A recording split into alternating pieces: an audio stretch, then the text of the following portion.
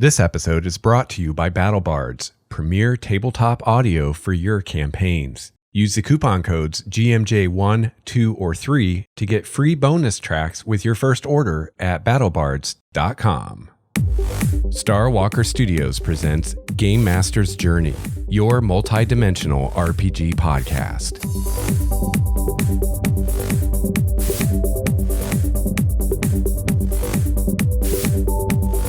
Hello, gamer! Greetings, fellow GM and or player. Welcome to episode 109 of Game Master's Journey, your multi-dimensional RPG podcast.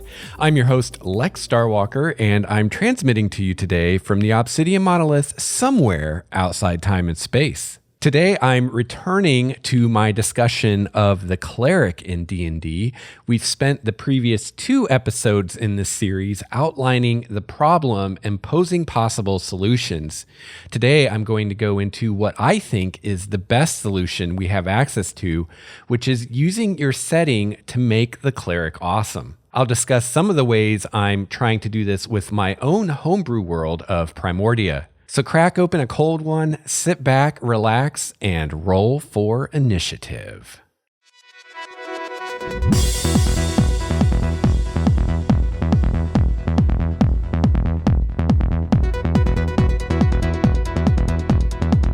Hey, welcome back to Game Master's Journey. It's really great to be back for episode 109, and this is going to be a fun episode because it's tying in 2 different series I've been doing on the show.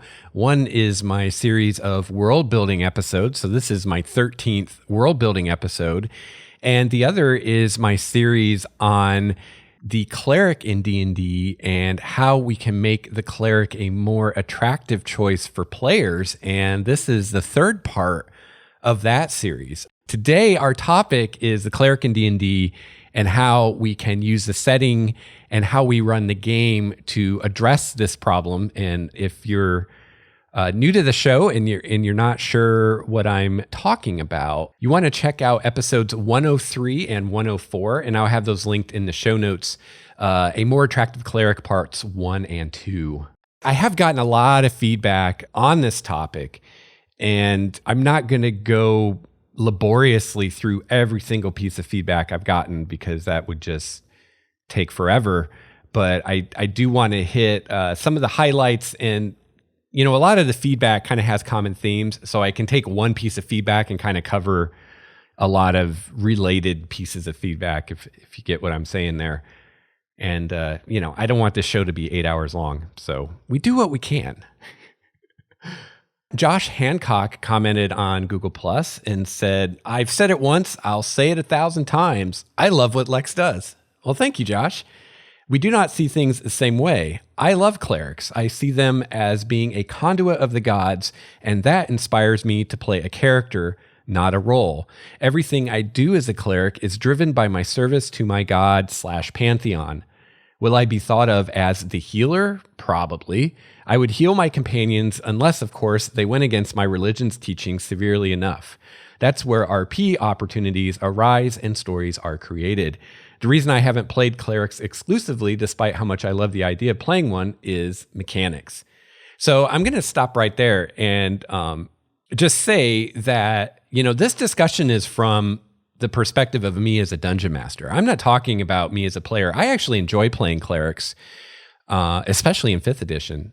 Or I would say 5th edition is the first time I've enjoyed playing clerics. I've always liked the idea of them for the reasons that Josh says here, being a conduit for your god and having something bigger than yourself to motivate you and just starting the game out with all this built into your character, all these hooks and whatnot that most player characters don't have unless the player really, develops an extensive backstory. So as a player, I personally love playing clerics. I think they're awesome. I think they're one of the better classes in the game for role playing. My point of view on this discussion is purely from that of the dungeon master and the fact that I don't see players playing clerics in my games. And I don't see many people playing clerics in any games that I see, whether it's at a gaming store or on YouTube or whatever. So Josh is going to talk about mechanics. He says, I was born and raised in D&D during the 3rd edition 3.5 era.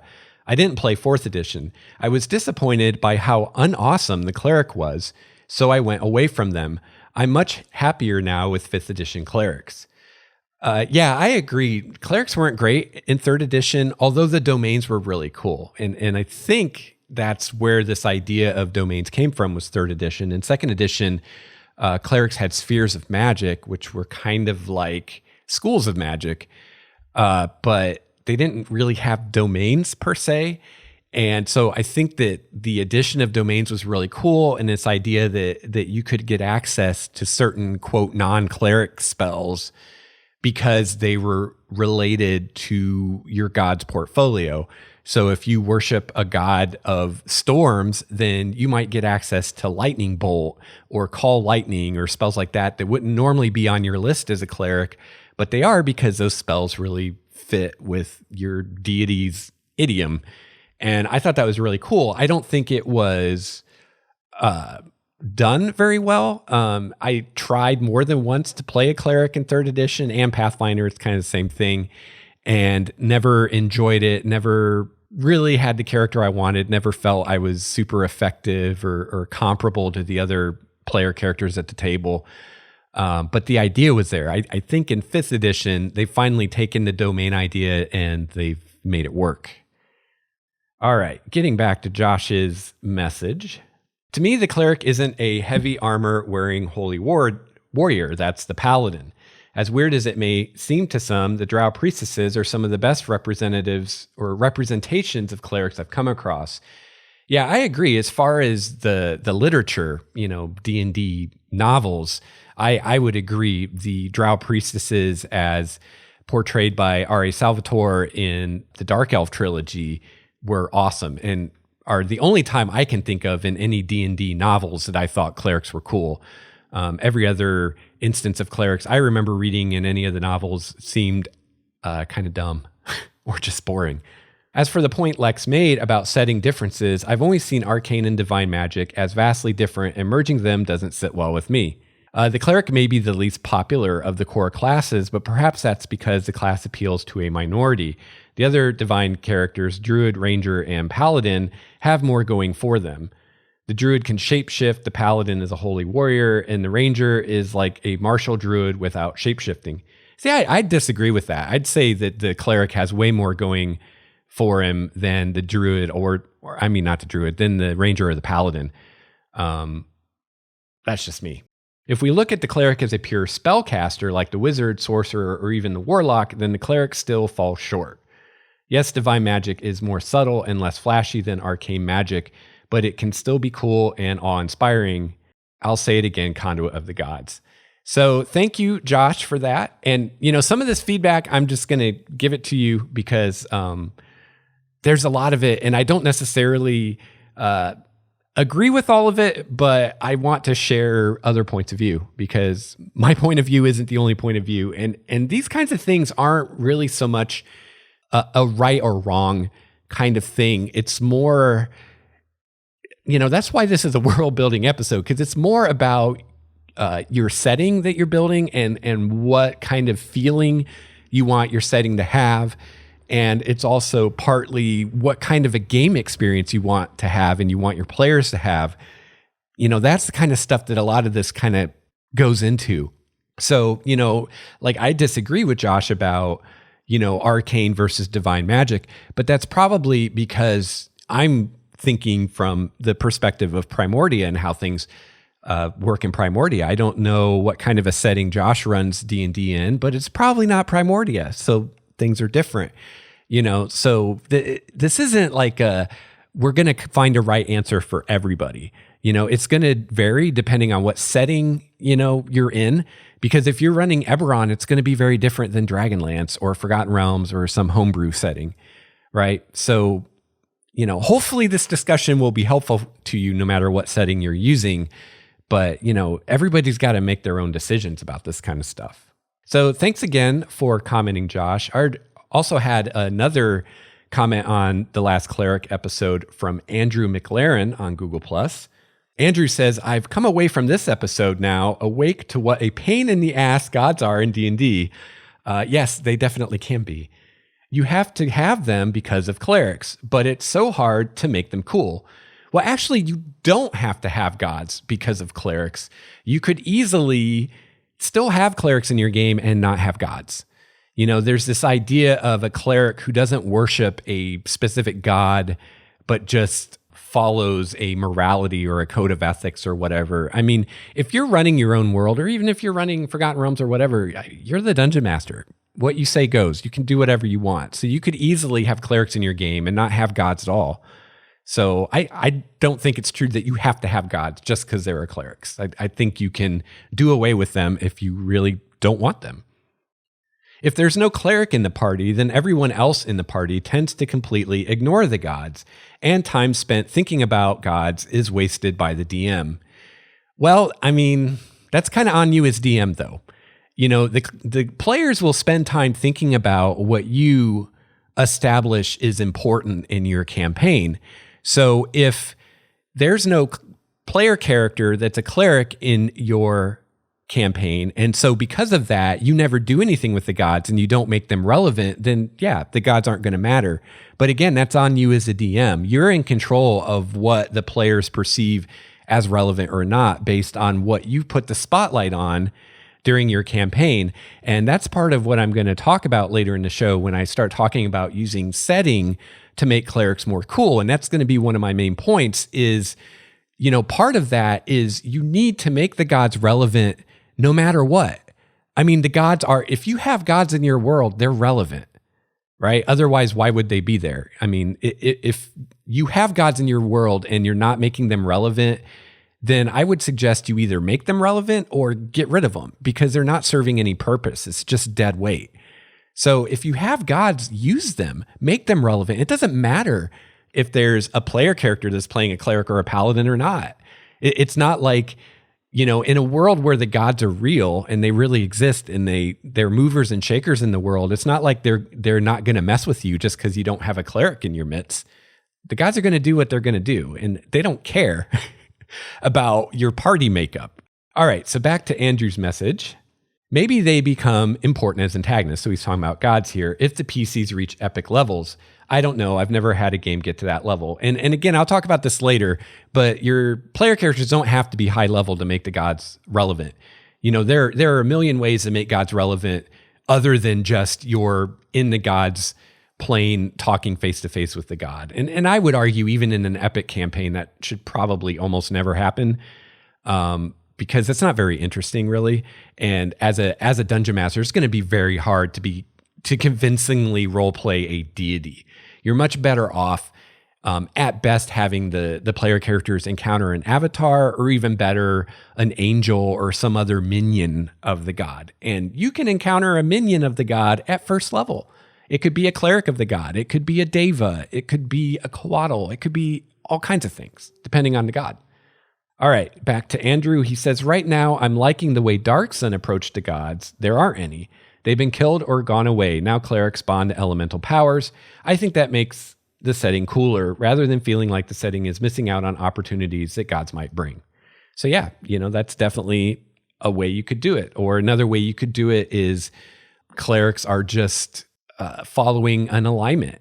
So maybe there's some non-personified power of lawful good. So if you're a lawful good cleric, you're channeling power from that. You know, there's a lot of different ways you could do it. You know, having gods is just one way. But gods are nice because they're personalities, they're characters of their own, and they can make things happen in the world, and they can bring surprises to the game, and they can be pulling strings behind the scenes, which can be a lot of fun. Scott Ryan also commented on Google Plus on the last Cleric episode, and he says, it's hard not to write a novel on this topic. Yes, it is, and that's why these episodes get so long. Great episode. The biggest failing, in my opinion, of every version of D&D is the magic system. In early editions, the wizard mage spellcaster was always a glass cannon, and if they survived to high level, they got some cool AoE damage or some kind of uber utility. Clerics have always felt to me like they fit a nice role between being a fighter and being a glass cannon, But more times than not, the utility of healing relegates them to the back of the group, being, like you mentioned in the episode, a sort of sentient mobile magic item or artifact. I think the design in 5e really helps add some mechanics to the class that have never existed before, but it's hard to shake the stereotype that as a cleric, it's your job to heal. So I agree with that, and I would say that it's the job of the DM, and it's also the job of the players at the table to shake that stereotype. And I think the first step in that is in session 0 or in your next session, if you're already up and running, is have a talk with the group and say, hey, this is a stereotype and I don't want this stereotype in my game. The clerics are not just heal bots in my game, and make that clear. And maybe describe some of the other ways a cleric could be played that are more interesting and more fun. So Scott actually had quite a bit more to say. He started getting into different ideas of doing different things with the mechanics of the cleric, which I'm not going to go into because, again, I'm not interested in monkeying with the mechanics of the cleric. I'm convinced that the answer here is one of setting and one of DM style and just how you run and present the game to your players. But if you want to go check out the post in the Game Master's Journey Google Plus community on episode 104, you can see more of that discussion and give your input. I also got an email from Craig Edwards on the topic, and Craig played in my Obsidian Monolith Numenera campaign, and he's playing in my Curse of Strahd campaign, and he had some really great ideas on the cleric. So Craig says, I was listening to your cleric podcast today, and I totally agree with your thoughts on why people don't play a cleric as far as the entire religion thing. I was thinking of playing a cleric in our Strahd campaign, but I didn't because, number one, I don't know the Pantheon well enough, and number two, I don't like being beholden to Dungeons & Dragons' visions of a god, especially when others at the table and watching at home have their own ideas of how that god should act that are better informed. A solution to this may be that when a cleric is created, they create their own god or aspect of a god that they follow. In a polytheistic universe, should there not be an unlimited amount of gods and each have an unending amount of forms? Allow the player to create their own deity and the code that goes along with this, then integrate it into the world. This solves the issue as no one else can tell me how this major part of my character should be, and I don't need to have a bunch of knowledge about the setting to play my character the way I want.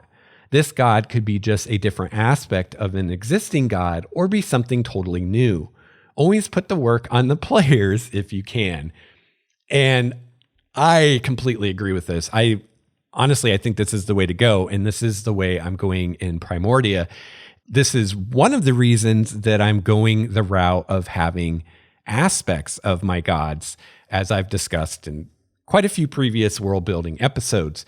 Right now in Primordia, I only have 9 deities, but each of those gods has multiple aspects. And this is exactly how I do it. When I have a player want to play a cleric, I start out and I say, here are the gods of Primordia. And, each god is associated with a domain.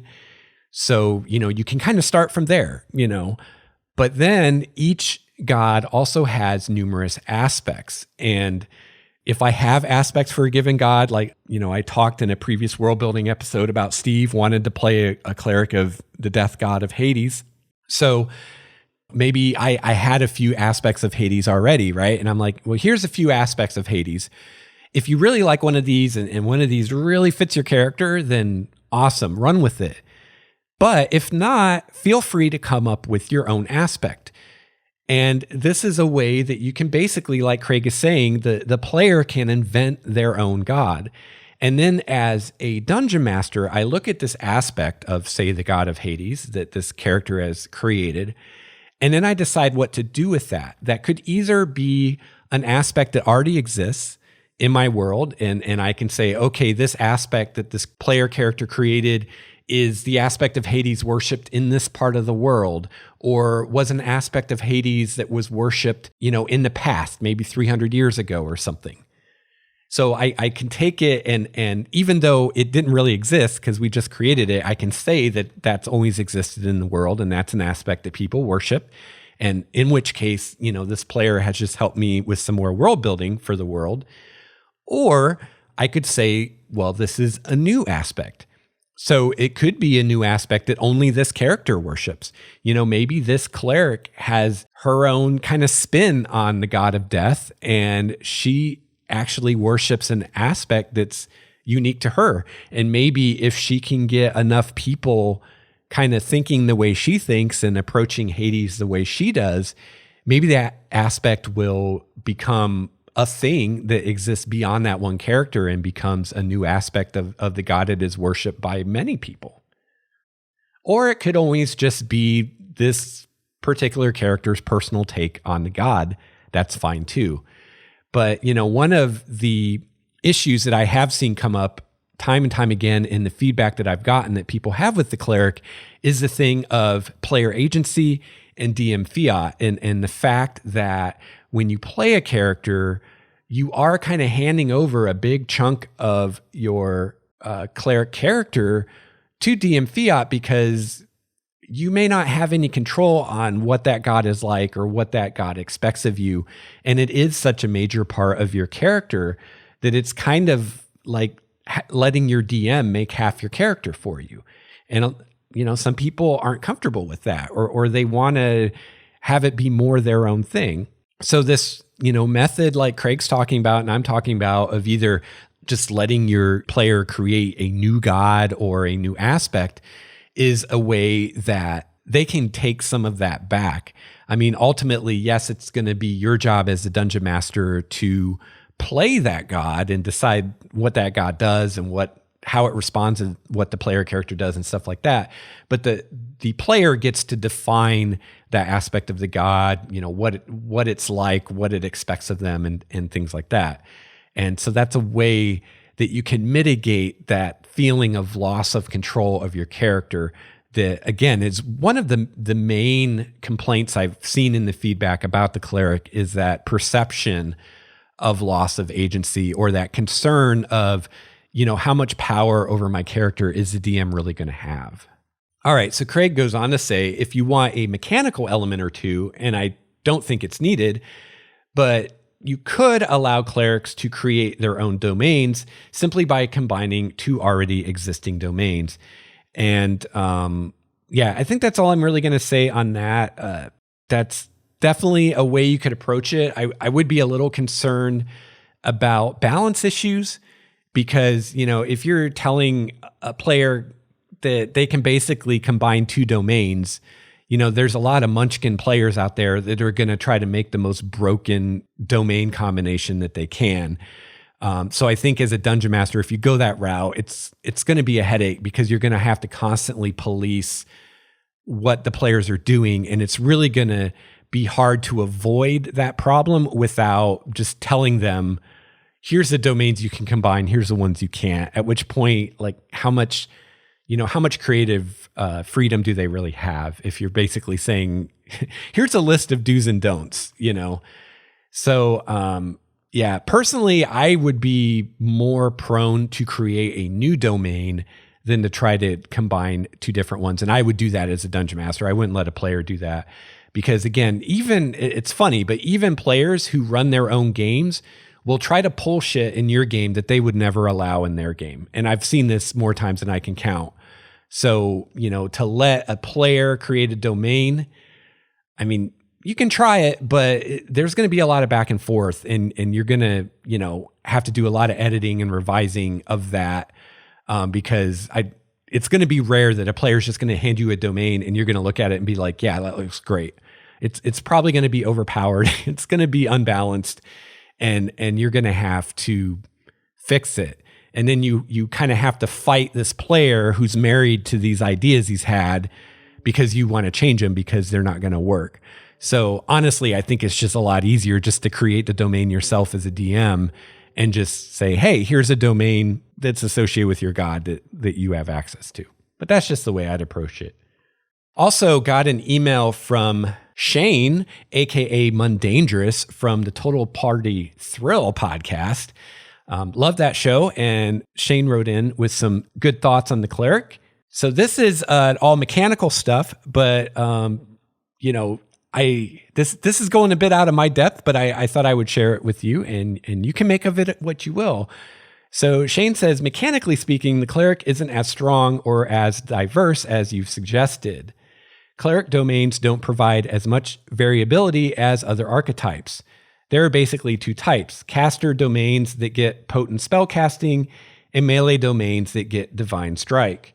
There's only nominal differentiation between them otherwise, with the exception of Arcana domain, whose level 17 ability is probably broken, though it's level 17, so who's going to notice? So I don't know.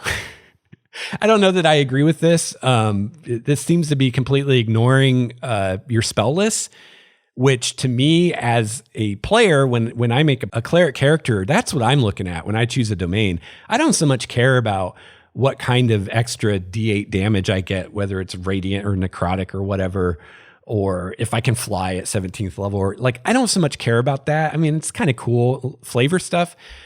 But what I'm looking at when I pick a domain is I'm looking at the spells. I'm looking at those domain spells, and to me, that's where it's really at. And I think that there is a lot of variation in the cleric domains. And, you have clerics casting burning hands and all these other spells that normally clerics don't have. And I think, if you have two clerics in your party of different domains, if they're using their domain spells and they're really playing that domain and playing a cleric of that domain, then I think that the clerics are going to be very different as far as in the flavor and how they play their characters and what spells they're using throughout the session. I think they'd be at least as different as two specialist wizards of different schools would be. Let's see. Shane goes on to say, cleric non-spell abilities scale poorly. How many CR4 undead are level 17 clerics catching with Destroy Undead? Yeah, that's true. And, that's definitely a possible issue, and just unless you're throwing a lot of undead at your party, they may not use that ability very much. But most of the domains, I believe, give something else to do with Channel Divinity other than Turn Undead. And the clerics I've played, I've never actually used Turn Undead. I always use the other thing. I just started playing a cleric in a game that a buddy of mine is running, and I'm playing a war cleric, and I'm trying to remember what the Channel Divinity ability is. I think you get an extra attack, or you do extra damage, or you get plus 10 to hit, or something like that. I remember all the abilities, but I don't remember what comes from what. But, I use that all the time. I use my non-turn undead channel ability all the time. And that's what I think is cool about the Cleric in 5th edition compared to previous editions, is you can use that for other things. If this was 2nd edition, or I think even 3rd edition, where turn undead is just turn undead, then yeah, it can be limited in usefulness or completely useless depending on the campaign you're in and what you're up against. Or it could be completely overpowered if everything you fight is undead. And then there are some domains that let you turn other things. For instance, the Arcana domain or Arcane domain, whatever it's called, lets you turn things like outsiders instead of undead, which is kind of cool.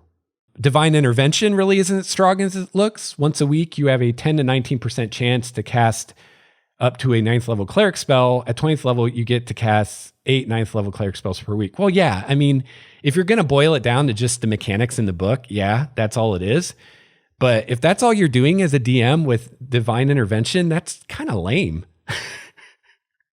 I mean, if I had a player character use Divine Intervention and they just wanted to basically cast a 9th level cleric spell with it, I'd be like, you're completely missing the whole point of this ability. You're not limited to cleric spells for it's Divine Intervention. It's anything within the power of your deity that your deity will do for you. I mean, to me, Divine Intervention is more for the DM than the players anyway. I look at Divine Intervention, and as a DM, I get really excited. I'm like, I can't wait until I have a player character that can use this, because it's awesome.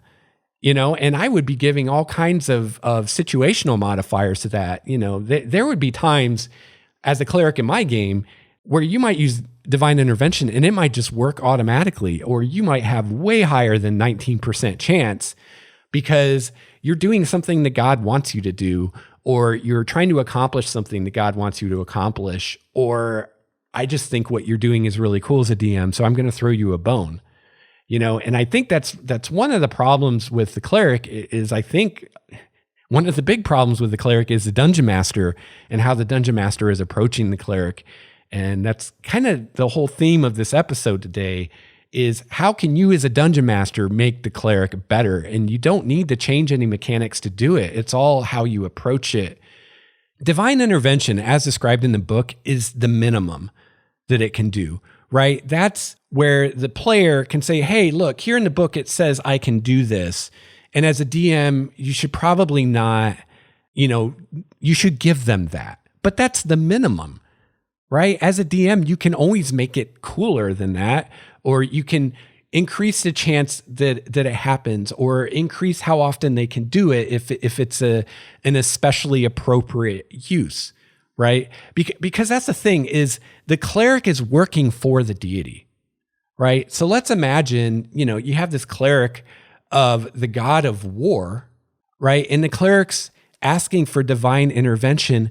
Well, if the cleric's asking for divine intervention to help the cleric do something that the god of war wants that cleric to do, first of all, he might not even have to roll. It may just happen because the god of war wants that to happen. And second of all, it may not count against his uses of divine intervention because the god's kind of like, hey, I'm really glad you gave me a chance to step in here. I've been kind of busy and wasn't really paying attention to what you're doing. And this is really important to me. So I'm really glad that you called the bat phone and was like, hey, I need some help with this because I want this to happen. So I'm going to do it and I'm not going to hold it against you. That's the way I'd handle it. All right, back to Shane's email.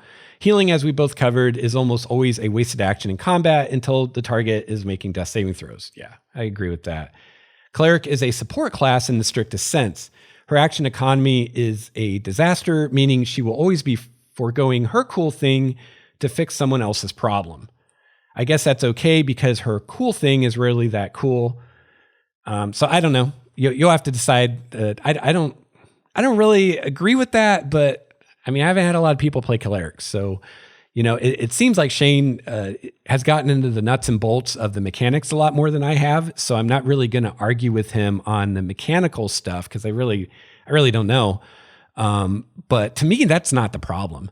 I've played a cleric. I've played a couple clerics in 5th edition, and I never had a problem with my action economy or feeling like I didn't have anything cool to do or feeling like I had a cool thing to do, but instead I had to do something else because I was a cleric. I've never once felt that way. Just the other week, I played my cleric who is 8th level, I think, and I play a war cleric, and every turn I was using my bonus action to either make an extra attack or give someone a +10 bonus on their attack or give myself a +10 bonus on their attack. I was pretty much using my bonus action every turn. It was rare that I didn't have some use for my bonus action. And I was also using reactions a lot because I believe I have a reaction where I can give a +10 to someone's attack roll. So I don't know. I don't know how that compares to other people's action economy, but I didn't have any complaints. I had a blast. And I was holding my own in combat with, we had a fighter in the group. We had a wizard. I'm trying to think what else we had. A druid. And I was holding my own. If anything, I'm afraid I maybe outshined the fighter a bit. Of course, I was rolling pretty well too, but still, it was awesome. But, cleric is in a lot of ways a support class. And that could be a part of the problem with the class too is, not everybody likes that role. But I would argue that you don't have to play a cleric that way. It's probably the most, quote, optimal way to play a cleric if you care about that. But you don't have to play it that way. Clerics have plenty of spells that aren't support spells, or, instead of using those spells to enhance your companions, you can use them to enhance yourself. So, I think the cleric is a lot of fun to play as a support class, but I don't think you have to play him that way. So Shane goes on to say, but while religious overtones or mechanical woes might be contributing factors, there's a simple explanation for the cleric's troubles, DM fiat. And here I completely agree. As underwhelming as the Cleric's undead-focused abilities are, man, is that a huge chunk of your sheet left up to DM Fiat. Yes. If your DM doesn't care to use undead regularly, your situational abilities just became worthless. If he does, well, your easy win button ruin the other player's fun? How can 5 minutes of spotlight while you effortlessly clear a room of zombies possibly overcome the boredom of slogging through 6 other combats, mostly ineffectively? Well, again, this is on the DM, right?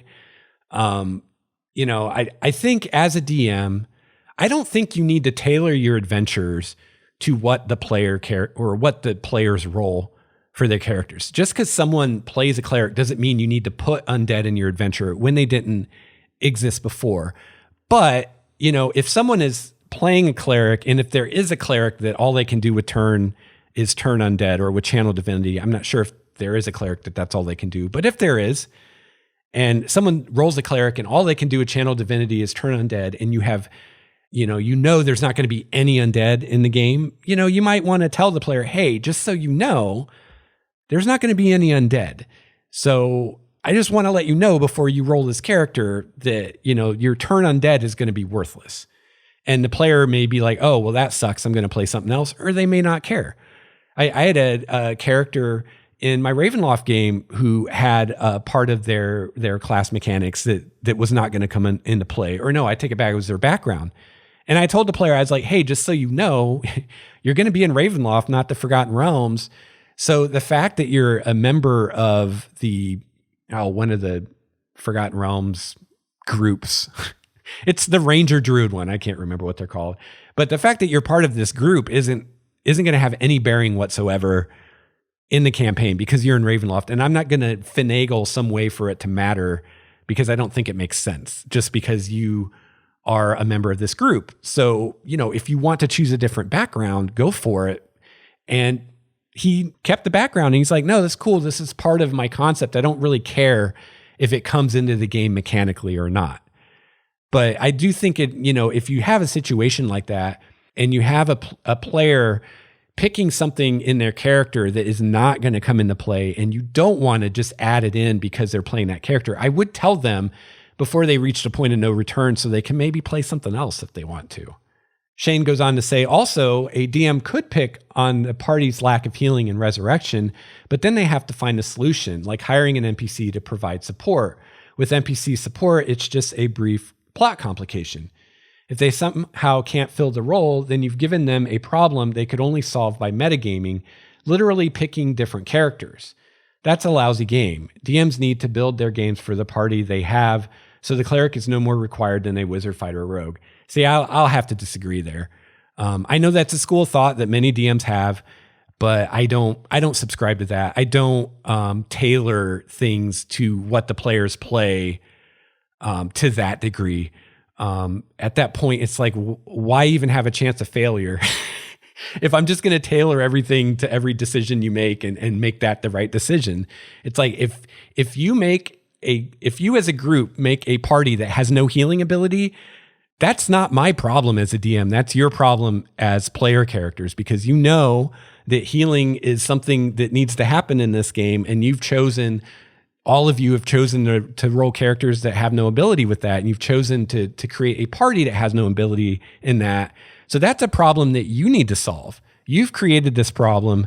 You need to solve it. Don't expect me to, create an adventure where it's okay not to have any healing ability, because I'm not going to do that. That's not how I roll. There are so many ways. You could buy a crap ton of potions. You can hire an NPC healer to go with you, but you're going to have to pay them and they're going to get an equal share of XP, which means you're going to level more slowly than if one of you had healing abilities. Or you're going to have to buy a magic item that can heal or take lots of short rests or something. It's something you're going to have to overcome. Just like if you don't have a rogue in the party and you need to open a locked door, you got to figure that out. I'm not just going to give you a magic skeleton key that unlocks every door because you don't have a rogue. It's just not how I roll. So there's some mechanical thoughts from Shane. So, I don't really agree with what he's saying as far as the cleric being so horrible to play. I haven't experienced that myself. On either side of the table, I have had a couple clerics in games I've run, and I've never noticed them being any less effective than any other character. But you know, I don't dig into the mechanics to that degree. So, you know, I'm not saying that Shane is wrong, because honestly, I don't know, because I haven't, you know, gotten into the nitty gritty of the mechanics and comparing everybody's action economy. But, you know, in my experience, the mechanics aren't the problem. The problem is how I present the game, how I approach the game as a DM, player perceptions and player baggage that they're bringing, and these ideas of, oh, I'm a cleric, I have to be a healer, and setting things that are only making the gods relevant if someone's a cleric, and making the cleric just not seem like such a great choice. And I think through the setting and what we're doing in our setting and how we're presenting the game, that we can make the cleric a very attractive choice, to the point that even if there are problems with action economy or crap like that, then nobody's going to care, because the flavor is so cool, and all of the non-mechanical benefits, all the DM fiat stuff is so cool, that who cares if, I don't know, I have too many things to do with my bonus action, or I don't have something to do with my reaction every turn. It's like, who cares if my character is awesome and I'm having a good time playing it? Like, that's what matters. At least that's my opinion. Your mileage may vary. It also probably depends on your players, right? You know, if you've got a bunch of Pathfinder players, then they're probably going to care about the action economy and all that. This is Matthew Colville, and you're listening to Game Master's Journey. All right, real quickly, I want to give a shout out to my Tier 6 patron, Mr. Steve Strickland. Let's give it up for Steve. All right. Yeah.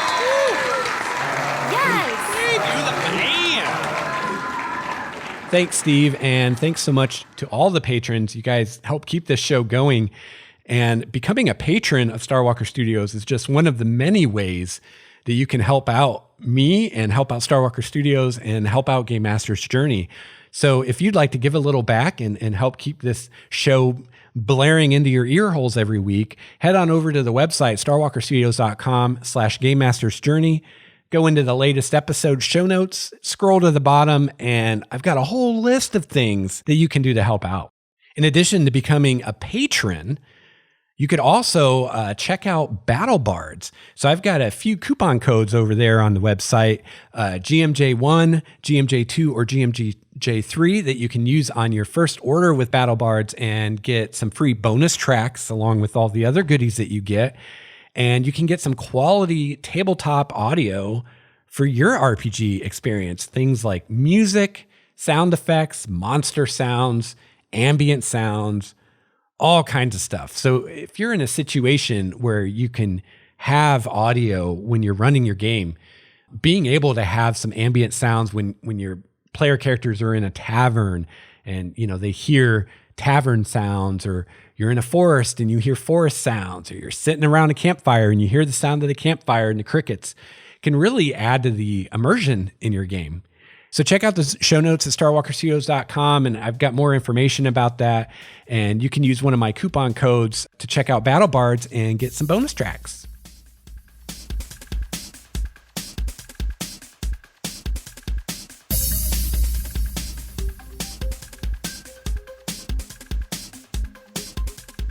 All right, so it is finally time to talk about how you can use your setting to make clerics cool again, or maybe make clerics cool for the first time. I don't think clerics have ever been cool, but they're going to be cool now, damn it. Or at least they will be in Primordia, hopefully, because I've really been giving a lot of thought into how I can make clerics cool in Primordia. And that's what spurred this whole series of episodes. Was, you know, me looking at my groups that I've run and the groups that I've played in since fifth edition came out, and realizing that the clerics definitely seem to be underrepresented, thinking about why that might be and how I can solve the problem. And the conclusion that I came to personally was, I don't think the problems are mechanics. I don't think the problems are in the game itself or in the spells or anything like that. I think the problem is in the setting and how we as dungeon masters present the gods, how we use the gods in our stories and our campaigns, and how we approach clerics, and how we communicate all of that or don't communicate it to our players. So this is kind of what I've come up with and what I've been thinking as far as Primordia and how I'm hoping to address this. And this is not everything. This is not the end all be all. This is a work in progress here. There's still more to do. There's fleshing out that needs to be done. There's details that need to be filled in. And there's probably more I can do. So I would love to hear from you, any thoughts you have or any additional ideas you have on how I could make clerics relevant in 5th edition and in Primordia specifically. So the first thought here is to have the gods be active in the world. And the gods need to be relevant, period. The gods need to be relevant. They need to be relevant to your players in a real, visible way that influences the game, influences how things turn out in your adventures. And that needs to be true regardless whether or not you have a cleric PC or a paladin PC or whatever. You know, we don't want this thing where, well, if someone plays a cleric, now the gods are relevant, but if no one plays a cleric, they're not. Because that's not an incentive to play a cleric. But if the gods are going to be relevant and the gods are going to be something you have to cope with as a character and as a group, then that might be an incentive to play a cleric. Cleric characters should get aid and guidance from their deities, at least indirectly. At low levels, probably not directly. But they should be getting something. And, you know, I'm not a fan of, you know, you like having coffee with your god, you know, I mean, that really cheapens the gods. And the thing is at least in Primordia, and I think anywhere, I think the gods should be beyond mortal understanding. And as soon as you're having a conversation with a character played by your dungeon master, it no longer seems beyond mortal understanding, or at the very least, it's very hard to pull that off. So, you know, my first advice would be keep the gods themselves off the stage. You know, even at epic level, I don't think you should, as a regular course, be having your player characters interact with deities directly. Instead, they should be interacting with their minions. And this is stuff you can do at first level. You can have them interact with servants of the god like angels or other outsiders or coatls or dragons. I mean, depending on the god, depending on your world and your setting, you know, there could be all kinds of magical, powerful beings that are somewhere in between the player characters and a deity. Other methods are things like dreams and visions and omens and things like that. And those are especially nice because there's room for interpretation and you can be vague and it can be a puzzle for the player characters to figure out if the cleric has some kind of weird dream that seems to have a message in it from that character's god, but it's not exactly clear what the message is, and it's kind of a riddle to solve. So you want to make the gods relevant to all the player characters, not just ones that are divine casters. If all the PCs have to deal with the gods in some way, then playing a cleric or a paladin doesn't have the drawback of, oh, now the gods are going to be involved in our business, right? It's like, no, the gods are going to be in your business no matter what, you know? And I feel like this is how it is with a lot of D&D groups. And it's this idea of if no one plays a cleric or a paladin, then the gods just won't be involved in the story and we won't have to deal with them. But if someone plays a cleric or paladin, then we probably will. And so that can be seen as a drawback by the entire group. Not only do I, as a player, not want to play a cleric, but I kind of don't want anybody else to play a cleric either, because as soon as someone plays a cleric, now we got to deal with the gods. So the easiest way to fix that is to say, no, you have to deal with the gods regardless. Nobody plays a cleric, then you still have to deal with the gods. And then the cleric can be an asset, because it's like, well, you guys are going to have to deal with the gods regardless, but if you do have a cleric in the group, then the chances of things coming out favorably for you when you have to deal with the gods are much better, because you have someone who's got the god's ear, right? Who's got some influence or at least some respect from the gods. So I think that's a great way to kind of spin it around and turn a disadvantage into an advantage. I think clerics and to a lesser degree paladins should get preferential treatment, not only from their own particular deity, but even possibly from other deities, depending on, how your world works and how the pantheons work. For instance, in Primordia, a cleric will tend to get better treatment from any deity because the deities prefer people who honor the gods. And if I'm a deity, it doesn't matter which one I am, and you are a cleric of a different deity, I'm still going to think better of you than the average person because it's like, well, you may not honor me specifically, but you do honor a god and you do honor the gods. Because in Primordia, it's true polytheism. It's not this monotheism disguised as polytheism that you normally have in D&D. So you don't normally have people only worshiping one god anyway. Even the clerics will give offerings to other gods. So the gods should favor those who honor them the most and those that they've chosen. And that's another idea is, if you're a cleric, you've been chosen. You don't decide to be a cleric. You're chosen to be a cleric. So all the PCs have to interact with the gods. And again, not directly, but indirectly through their churches and their clergy and their followers and their minions. But clerics get better treatment from the gods and those that serve them. They get rewards and they get attention from the gods that other characters don't get. The gods are more likely to come to their aid. And this is above and beyond the divine intervention mechanic of the cleric. Just because you don't have the divine intervention mechanic yet as a cleric doesn't mean that a god can't come to your aid. The DM can do whatever the hell he wants. And again, I see the mechanics as the minimum.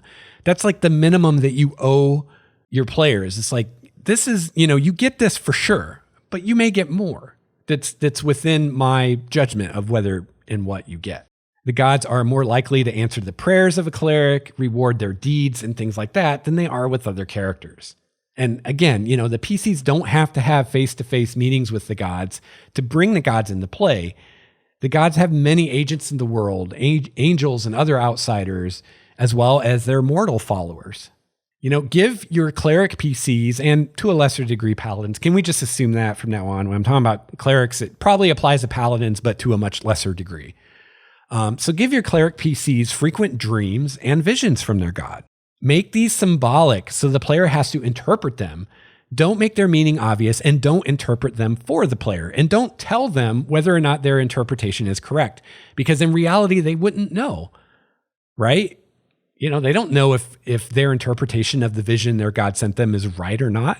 They have no idea. They just have to have faith or trust in their perceptions or whatever. Some of these dreams can just be flavor to remind the players that the cleric has a source of information that's otherwise beyond them. So you can occasionally give them a dream that seems prophetic and seems symbolic, but maybe it doesn't really mean anything. Or maybe you're not sure what it means and you kind of wait and let something develop.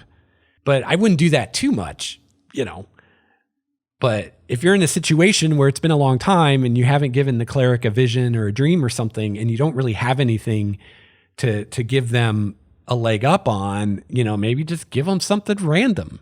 Just give them some dream filled with imagery that's within their religious symbolism of their god or whatnot. I also like the idea of each god having different omens associated with it. So maybe if you worship Primordia, the goddess of agriculture, maybe a sunny, cloudless day is seen as a good omen, or maybe a spring rain is seen as a good omen, or maybe a certain kind of bird flying from the east to the west is seen as a good omen, stuff like that. And so you can have something like that happen where it's like, oh, I saw a sparrow fly from east to west, which, among followers of Primordia is seen as a good omen that Primordia is looking on you with favor. But that doesn't have to mean anything, right? As a DM, you can just throw that in like, hey, you see this sparrow and it's a good omen. but it doesn't mean something specific, right? It's just a way to bring the gods in and make them relevant. And don't make the omens always for the patron deity. You know, a cleric is going to probably know the omens, at least the more common omens of all the deities, unless you're in the Forgotten Realms and it's just a stupid amount of deities. But if you're in a more sane setting, like Primordia, where there's only 9 deities, then I would say any cleric in the world of Primordia knows some basic omens of all the deities, because again, all of the deities are relevant to every character. It doesn't matter if you're a cleric. And if you're a cleric, it doesn't matter what your deity is. They're all relevant to you, or they should be. So sometimes these omens, these dreams are just cool flavor, just to remind everyone that, hey, the gods are here and you know, there's mysteries and we don't know always what these omens mean or what these dreams mean, but we do know that the gods are interested in us and expect things from us, even though we're not sure what. But then sometimes have the dreams be relevant and even prophetic. They can give clues to the adventure that they're on, or, you know, a future adventure of how to get past a tough spot or how to solve a problem. These dreams or visions can be a great way to get information into the player character's hands that would be really hard to do otherwise. They're also a great way to give a hint if the party needs a hint. Keep the dream kind of vague and symbolic, you know, make the players work to figure out what exactly it means, and don't interpret it for them. Make them do the work. Sometimes the consequences of an incorrectly interpreted dream can be just as interesting or even more interesting than whatever you had planned or whatever would have happened if they'd interpreted the vision correctly. Think about that incorrect interpretation. What are the ramifications of missing the message that this dream conveyed, right? The deity or one of its servants has sent a message to the PCs and the PCs didn't get it. Or maybe they even took the opposite meaning and they've gone off in a wrong direction. What are the consequences of that? And, you know, yes, there are cleric spells like augury and things like that a cleric can use mechanically to get some divine guidance or whatnot. But I think as a DM with divine characters in the party, and even not with divine characters in the party, you should be using these sometimes just when you want to, or when you need to, or just for flavor. You know, have a character have a dream or see a vision or see an omen. You know, maybe you don't even have clerics in the party, but maybe one character in the party is really a fan of Primordia. And so that character is off by herself bathing and she sees a unicorn. You know, it doesn't really mean anything except that the character might interpret that as a good omen from Primordia or a sign from Primordia saying, keep doing what you're doing, kind of thing. Could be a great role-playing opportunity if the player character is going to interact with this unicorn. I mean, there's just so many ways you can go. And I really feel like in so many campaigns, and I know in many of the campaigns I've run, the gods are really a missed opportunity. You know, and I think part of the problem is we all have our own kind of ideas and perspectives and baggage even when it comes to religion and gods and whatnot. But remember, you're the dungeon master. You're running in your world. It is your world. Even if it's the Forgotten Realms, it's your Forgotten Realms. You can do whatever the fuck you want. So do what you want. If you don't like the gods in the Forgotten Realms, use different gods. Or if you don't like the way they're portrayed, portray them in a different way.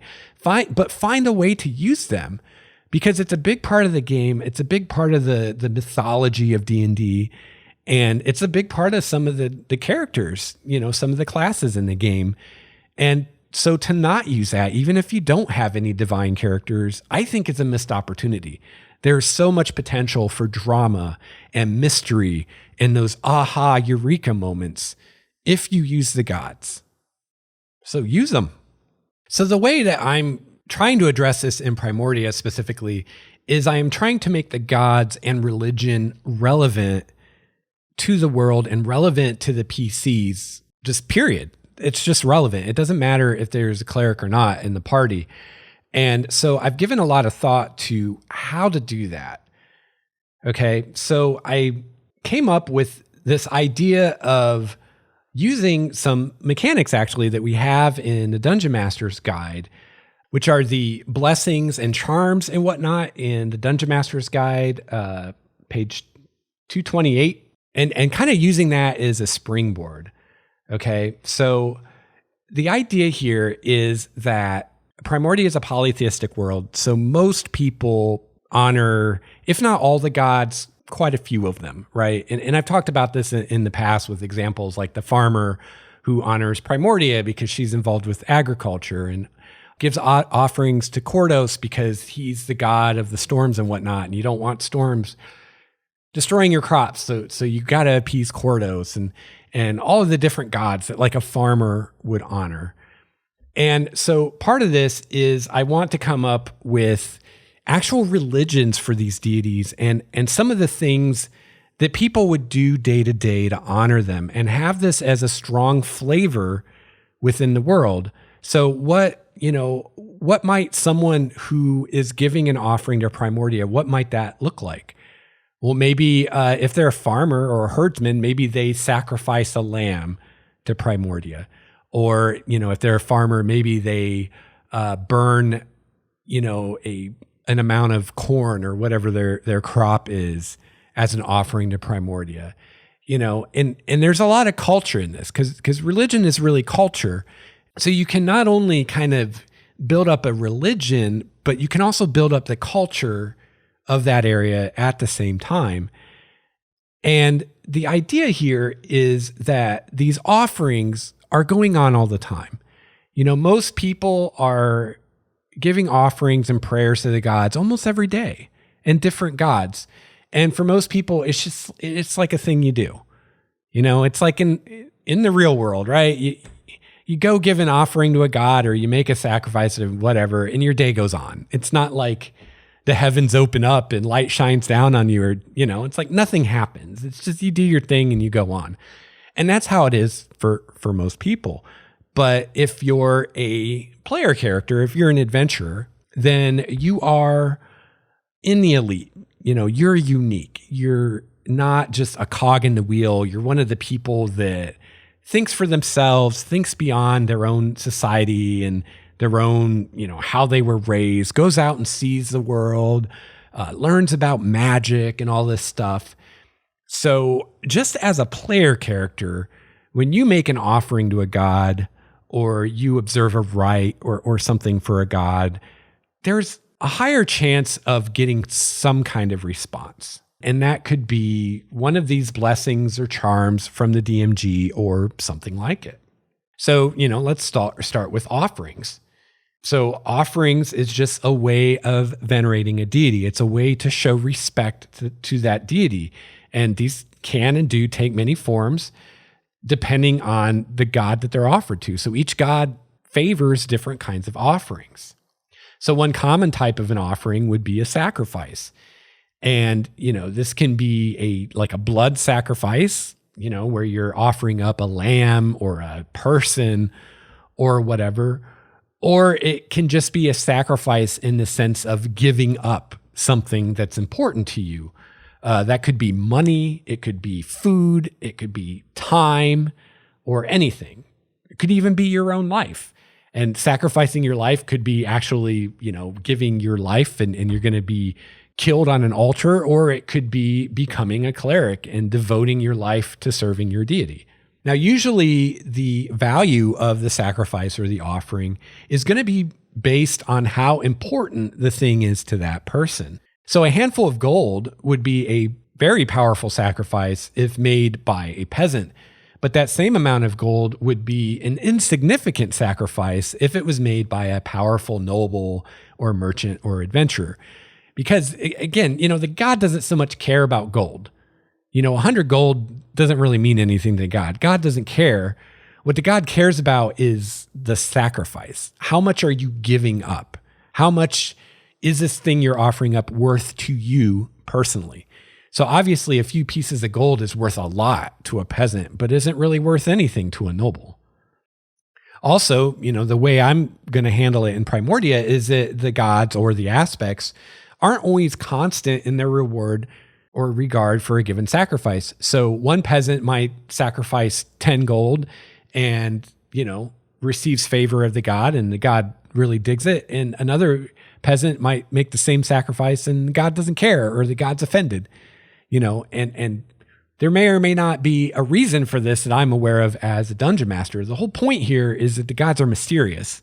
So you want to make them mysterious. And if everything they do makes sense or can be rationalized by the players, they're not mysterious. So every once in a while, you got to have them do something that just doesn't make sense. And you don't need to know what the reason is as a DM, You don't need to. And of course, offerings are not always rewarded, although, they're usually done by people in the hopes of receiving a reward. But for most people, offerings are never rewarded. Your average person gives offerings to various gods their whole life and probably never once sees a tangible reward that they can say, oh, this happened because I gave this offering. People will ascribe things that would have happened anyway to the fact that they gave an offering. And I'm sure the gods are fine with that because they don't have to do anything. So usually, though, when a person does an offering, they're doing it in the hopes of a reward, and they could be hoping for something specific, like a bountiful harvest, or they could just be hoping for something general, like general favor from the god, like good luck from Imora, the goddess of luck.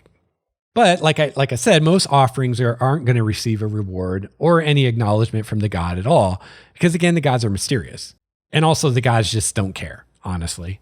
Most people giving offerings are beneath the notice of the gods. They're never going to amount to anything. They're never going to have any impact on anything that God cares about. So why would they care about their offering?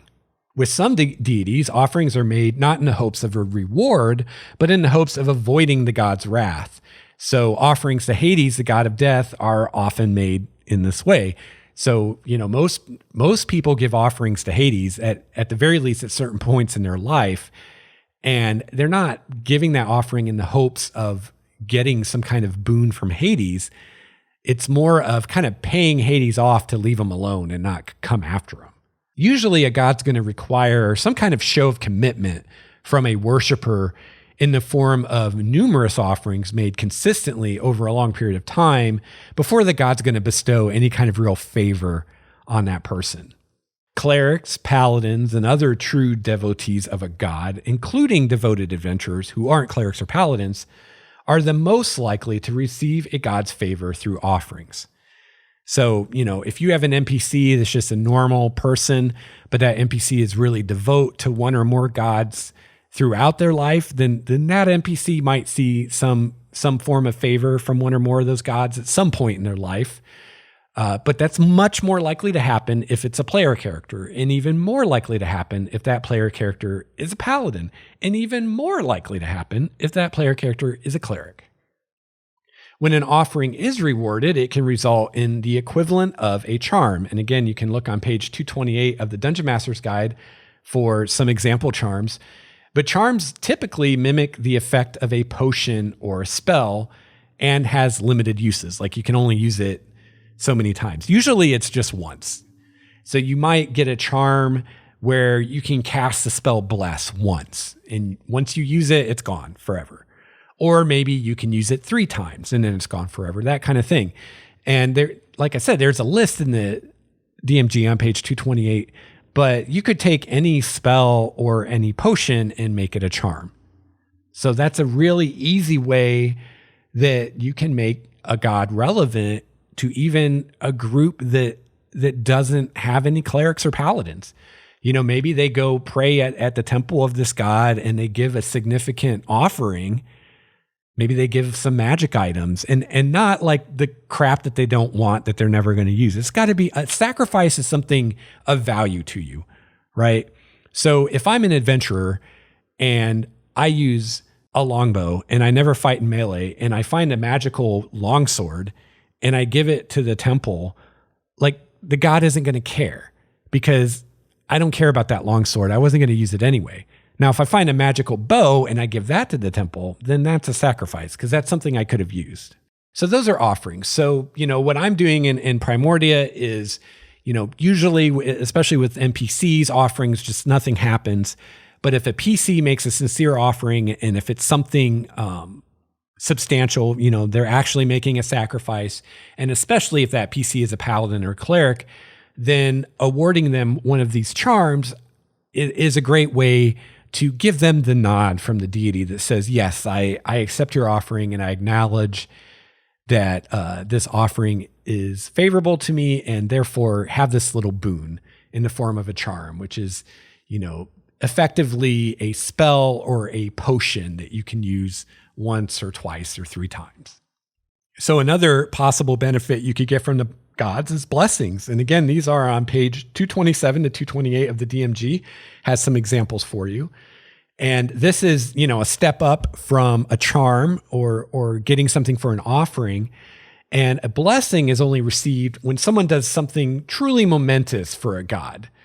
So, this could be undertaking a quest for the god or for the church, establishing a new temple for the god, stopping that god's enemies from doing something world affecting, something like that. So something big, usually something kind of long term, like the course of an adventure or a campaign.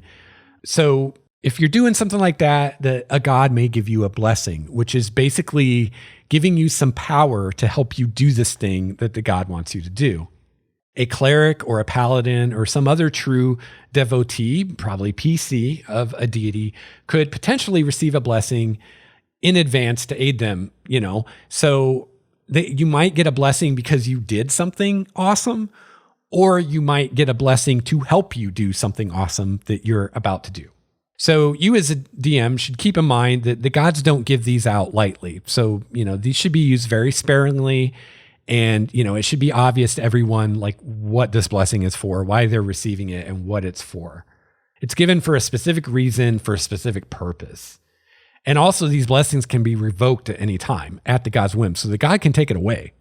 Also, you should let your player characters know, whether you just tell them or whether you illustrate it through things that happen through the story, that people who receive these blessings are being watched. So you're kind of on the god's radar when you have one of these blessings, because the god wants to be sure that you're using it appropriately and that you're worthy of this blessing. So in this way, a blessing could be a double-edged sword if you spin it that way as a DM, as the person who receives the blessing is going to be judged on how she uses it and just her actions in general while she has the blessing. And one thing cool about blessings is they function in anti-magic fields, areas of wild or dead magic. They work normally. So, these can be really cool if maybe the quest that the player characters are on will involve them fighting a powerful foe in a dead magic zone or something like that. And maybe the PCs don't even know this yet, but the god does. He knows that this is coming, and so they have this blessing to help him out. So again, blessings are in the DMG, and typically they mimic the properties of a wondrous item. So there are some examples given on pages 227 to 228 of the DMG, but you can come up with countless blessings just looking at wondrous items and, picking and choosing powers that wondrous items give and using those for blessings. And then finally, another reward that I have that player characters can receive from the gods is what I call relics. And relics are basically magic items that scale in power level with the level of the player character. And this is a way for me to try to avoid something I don't like about D&D and bring in something that I do like. And it's the whole concept of a sword with a name, right? Like you think of King Arthur, you think of Excalibur, okay? And we see this in Game of Thrones. Every good sword has a name, right? You've got Needle and Oathkeeper in Game of Thrones. And these aren't even, I don't think, magical weapons, although I guess they're Valyrian steel. So I guess that's kind of like a magic weapon in that setting. But they have names. And that's really cool. And that's something that we see in literature and mythology and whatnot. And it's really cool. And that's something really cool to replicate in your game. It's like, not only is this famous warrior known, but his sword is known and the name of his sword is known. Or your player character finds a sword in a ruin, a magical sword, and you start wearing it, and you find out that this sword was wielded by a heroine long ago who's quite famous, and people see that sword and they know what it is. They know its name. And now they expect things from you because you better live up to that sword and its history. And that's really cool flavor to bring into your world. Well, the problem with that is in the way D&D works as a game, which is, when you're first level, you find a +1 sword. That's pretty cool. But when you're 15th level, that +1 sword isn't that great anymore. So now you're looking for a Holy Avenger or something like that. And it's not as bad now as it was in like 3rd edition, where it's like every few levels you're swapping out magic items for a better version. It's like, first I had a +1 sword, and I had a +1 flaming sword, and then I had a +1 flaming sword of speed, and then I had a defender, and it's like every few levels you have a different sword. So you don't have that thing of having a specific weapon associated with your character. Another problem is you might have a player character who wants to have like the ancestral weapon. They want to have the sword that's been handed down through their family for generations. Well, unless you're going to give that character a Vorpal sword at level 1, you're going to have a problem when, their plain Jane ancestral sword just isn't cutting it at level 10, and they find a magic sword and they're like, well, I want to use the magic sword because it's better. But, this ancestral sword is part of my character. And in character, I don't think that I would give it up just because another sword was magical, right? So my idea of relics sidesteps all of this by allowing you to give a character an item that is appropriate for whatever level they're at. So let's say they're a 1st level character or 2nd level character. You give them an uncommon magic item. So maybe it's a +1 longsword. But then as they gain level, the item gains power appropriately. So, I basically just use the chart in the DMG of, that tells you, once you're at 5th level, I think you can start receiving rare items. And then once you're like 11th level, you start receiving very rare items, that kind of thing. And I just use that as a guide. So, at 1st level, the item's equivalent to an uncommon item. At 5th level, it's equivalent to a rare item. Once you're 17th level, it's equivalent to a legendary, that kind of thing. And just have the item increase in power. And it's nice because you can have that player character start out with the ancestral weapon, and maybe it's not even magical. If you don't want them to have a +1 sword at 1st level, you can say you have to unlock its magical properties. This part I'm talking about right now, the offerings and the blessings and the relics are actually part of a write-up I did for the patrons. So I talk about how patrons get access to game material. So this is one of the things that I put up for the patrons is I go into all this in more detail, and I give an example of a couple relics actually that I've created. And one of them is actually a magic item that I took from the DMG and just redid it as a relic. So, it was actually a Holy Avenger. So I took a Holy Avenger and basically reverse engineered it into a relic so that you can give the Holy Avenger out to a 1st level character and have it grow with them. So by the time they're 17th level, it has all the abilities of the Holy Avenger in the DMG, but it doesn't have all that at 1st level. And then I also recreated a magic item from my 2nd edition days that I created, the Sword of Elven Heroes, which is a unique item, but it's the same kind of thing. It scales with the player character. And actually the Sword of the Elven Heroes is kind of cool that I wrote that up for the patrons because that was the first of these I made. So that was a magic item I made for a player when I was in high school running D&D 2nd edition. And it's only later that I realized how cool it was that I'd made this item that scaled with the player character and figured out a way to do that with other items. And so now in Primordia, it's a whole class of magic item called relics. And relics, in Primordia at least, tend to be crafted either by or at the behest of a deity. So a deity either makes it himself or has one of her angels or whatever craft a relic. Although I am kicking around the idea of having some relics that were created using elven high magic like long ago. And all the relics in my world are super old, like thousands of years old. And sometimes, the powers that they get depend on the user too. So the Sword of Elven Heroes, 1,000 years ago wielded by some hero might have had different abilities than it has today wielded by a different hero. So it's also a way that you can kind of customize the item to fit the player character. And you don't have to, at third level, when you give them the item, try to guess what this character is going to be like at 17th level and what kind of item they're going to need. You can figure that out later. You know, you don't have to come up with it all ahead of time, or you can, but you can change it as you go. You know, maybe you think, well, at some point, the sword is going to become a defender, okay? But then by the time you get to that point in the campaign where you're like, okay, the player character is this level, I'm going to make it a defender. Well, maybe that doesn't really fit the character concept. So you decide to have it do something else instead. So, you know, these relics are another way to bring the gods into the game, because even if you don't have a cleric in the party, you could have one of the player characters have one of these relics, or maybe they all have one. And each of these relics are very closely tied to a deity. And so the deity is going to be interested in what the wielder of this relic is doing, and they have to prove themselves worthy of it, or the deity is going to send an angel or something to take it away from them. So those are just a few ideas, a few kind of specific things that I've come up with on how to make the gods relevant to everybody. So, you know, the idea is that everybody in the world is making offerings to the gods all the time, to multiple gods. And for most people, they just do it. It's something that you do. You know, it's like going to church. Like, so many people go to church because it's just what you do, or it's what their parents did, or they think it's a good idea, but they can't really tell you why. I've heard so many people say that. You know, they don't go really expecting anything to happen. It's not like you go to church and then you win the lottery, right? For most people, it's just something you do and nothing ever comes of it. Nothing comes from it. Or maybe you think that something does, or you interpret something that would have happened anyway as, oh, that happened because I prayed about this or whatever. But for most people, that's the way it is. But your player characters aren't most people. They're special.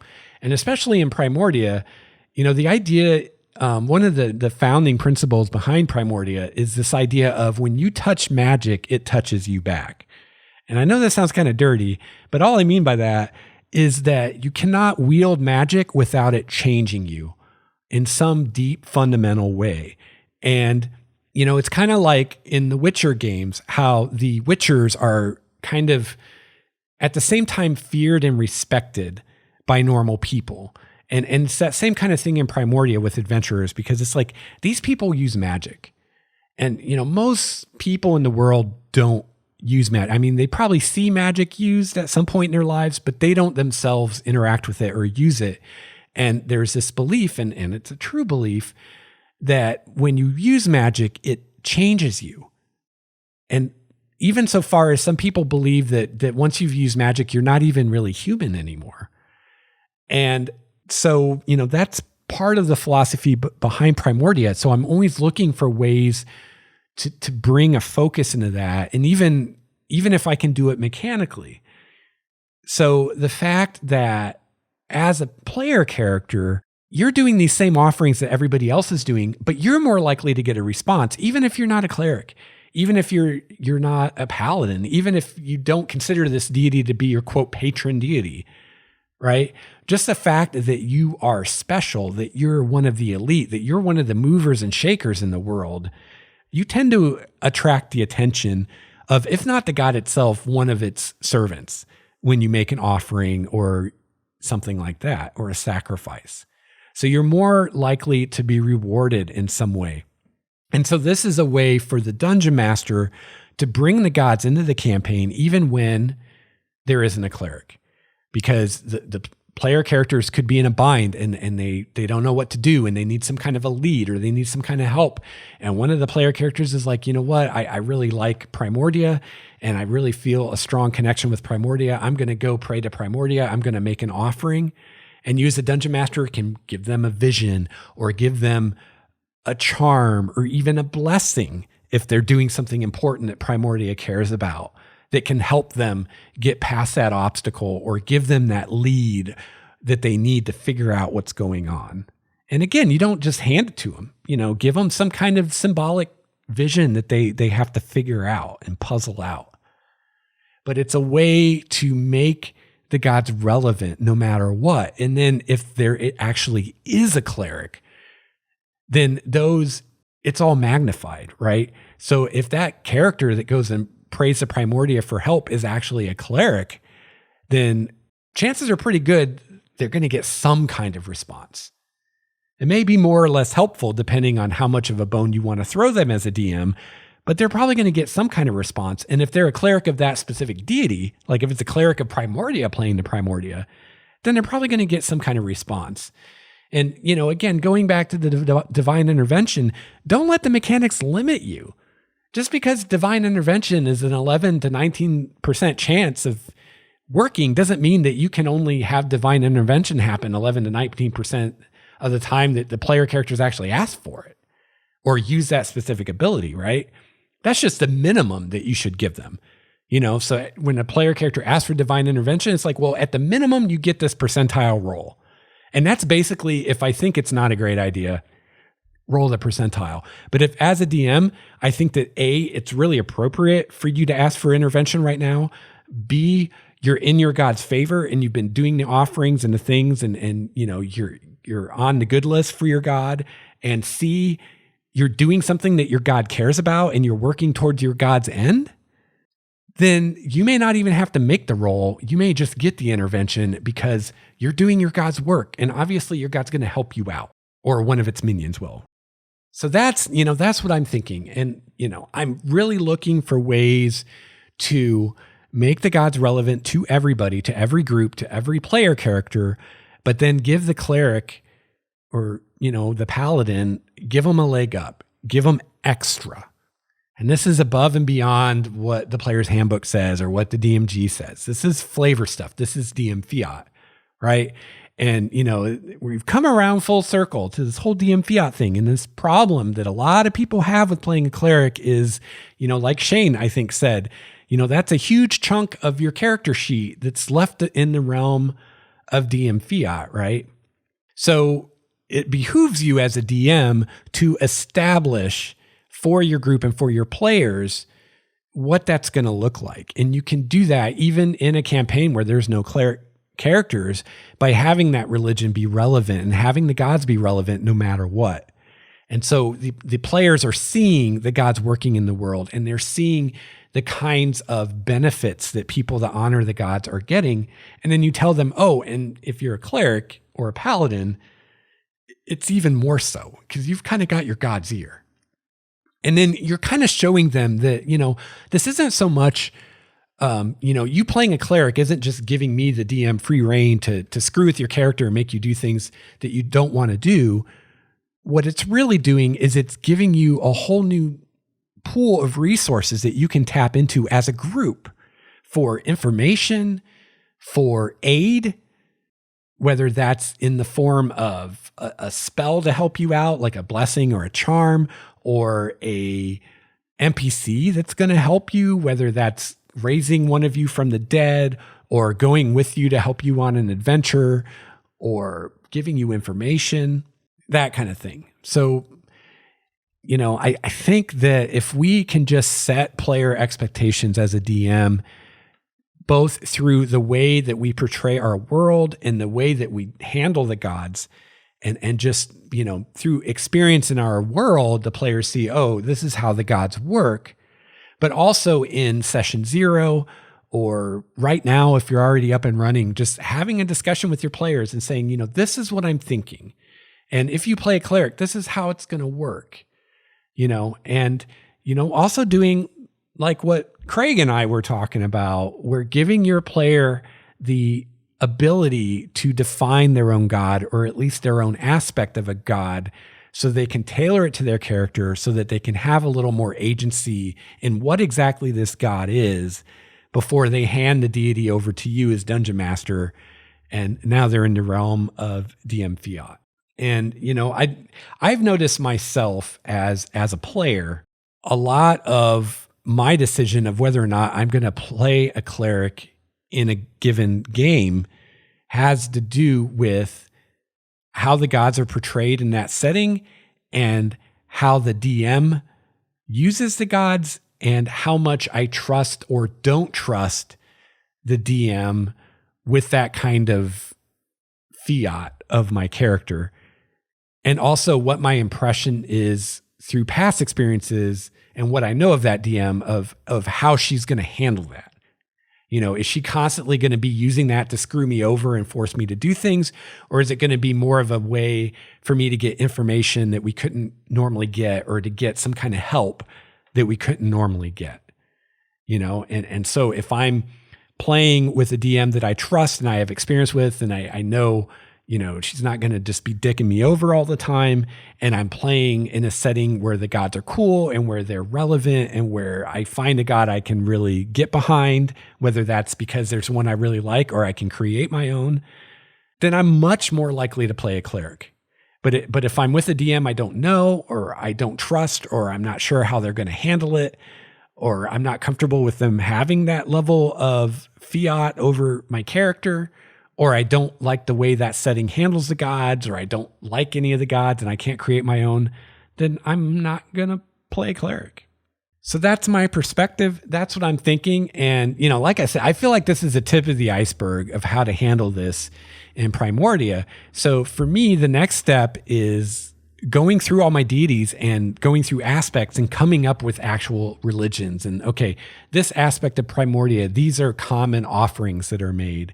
These are common sacrifices that are made. These are common taboos that are observed and practices that are observed and things like that. And again, that's something that, I just follow my mantra of build what I need as I need it. So I'm not necessarily going to sit down and do that with every aspect of every deity like right now. Although I would like to have at least one or two aspects of each deity, just so that I can convey the flavor of the setting and show the players kind of what's going on with these different religions in the world. But beyond that, it's kind of, what do I need for the players, characters that I have, and what do I need for the story that I'm telling? And, that way, if I have a player who wants to play a cleric, then they can have the freedom to invent their own aspect. And then I decide, is that an aspect that actually exists in the world or not? And if it does exist, is it just something from another area that people don't know about? Or is it maybe from the past, or it's something new? Come up with that kind of stuff. And then if it's not already defined, then obviously if they want to, the player can give me ideas on, what are the taboos observed by people that follow this aspect? What are rituals that they observe? What are offerings that they make, and things like that? So that's a great way for the player to flesh out their character more, and it's a great way to flesh out the world more. So it's a win-win, I think, for everybody.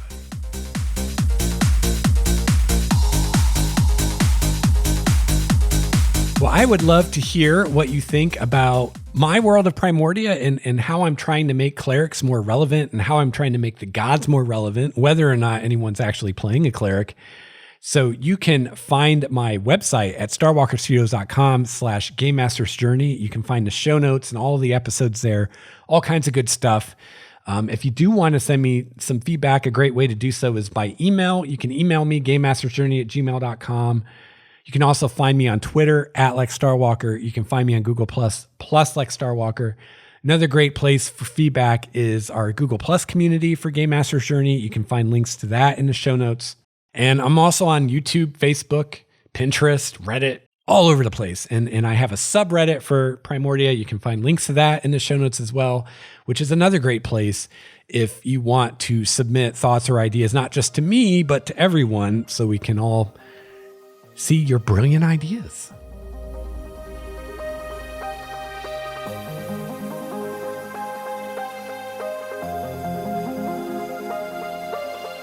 Well, that's going to wrap up episode 109 of Game Master's Journey. Wow, this one went really long. I had a feeling it would with the feedback and everything else, so I might have to go back and split this up. We'll see how long it is after I've edited it. But yeah, I'm not sure. This might be the end of the cleric discussion. I don't know. A lot of it's going to depend on feedback I get from you and whether I feel that there's more to be said or not. I may actually revisit this in the future in a future world building episode when I have developed more of this stuff and kind of share some of the stuff I come up with.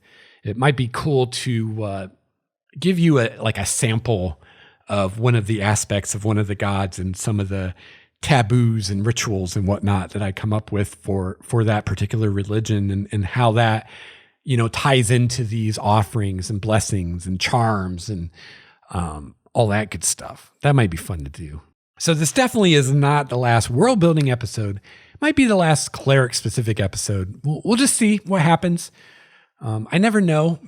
I've been getting a lot of feedback on this cleric topic, so it's very possible that the feedback will lead to yet another episode. So I don't know. Let me know in your feedback. Are you sick about hearing about the cleric, or do you think there's more still to be said?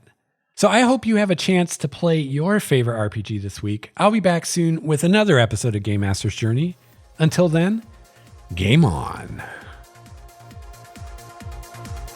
This has been a Starwalker Studios production, your source for quality gaming and hobby podcasts.